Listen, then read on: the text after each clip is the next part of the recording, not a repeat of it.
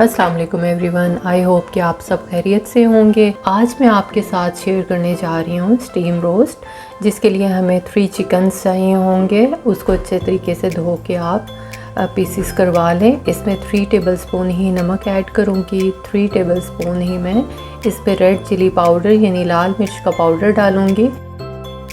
3 tablespoon गरम मसाला powder इसमें जाएगा। आपको किसी भी ब्रांड का भी ले सकते हैं, आप घर में भी पीस के इसको ग्राइंड करके डाल सकते हैं। विनेगर जाएगा 9 टेबलस्पून। जो मसाले आप ऐड कर रहे हैं साथ साथ आप मिक्स भी अच्छे तरीके से करते जाएं ताकि तमाम मसाले अच्छे से लग जाएं।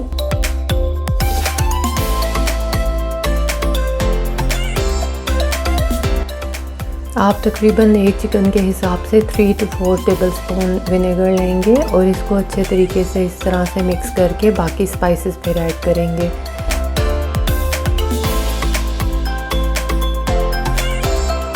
तीन टेबलस्पून मैं यहाँ पे ब्लैक पेपर पाउडर डालूंगी यानी काली मिर्च का पाउडर डालूंगी। लहसुन अदरक का पेस्ट जाएगा 3 टेबलस्पून लहसुन पेस्ट, 3 टेबलस्पून अदरक का पेस्ट और बीच में हरी मिर्चें मैंने डाली थी और लेमन तकरीबन मैंने 12 लेमन इसमें डाल के इन तमाम चीज़ों को ग्राइंड करके एक पेस्ट तैयार कर ली थी।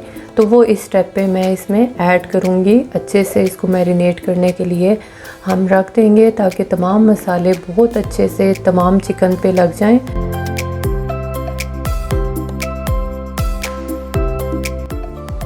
तमाम मसाले अच्छे तरीके से मिक्स कर लें ताकि एक जैसे मसाले पूरे चिकन पे लग जाएं। इसको मैरिनेशन के लिए मैं किचन में ही रखूँगी। आप चाहें तो ओवरनाइट आप फ्रिज में भी रख सकते हैं। जितनी ज़्यादा अच्छी मैरिनेशन होगी, जितना अच्छा इस पे मसाला लगेगा, जितनी देर लगेगा उतने इतना अच्छा इसके अंदर फ्लेवर जाएगा। तो आप इस तरह से भी कर सकते हैं कि 2 घंटे के लिए मैरिनेट करने के बाद इसको फ्रीज़ भी कर सकते हैं।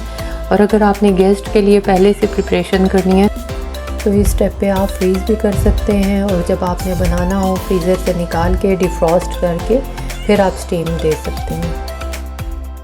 लास्ट में आप इसे फूड कलर डाल के इसे मैरिनेशन के लिए रख दें और स्टीम करने के लिए एक आप देगचे में डालें और सारा चिकन डाल के 40 मिनट्स के लिए इसको स्टीम दें और सर्व करें। मज़ेदार चिकन आपका तैयार है।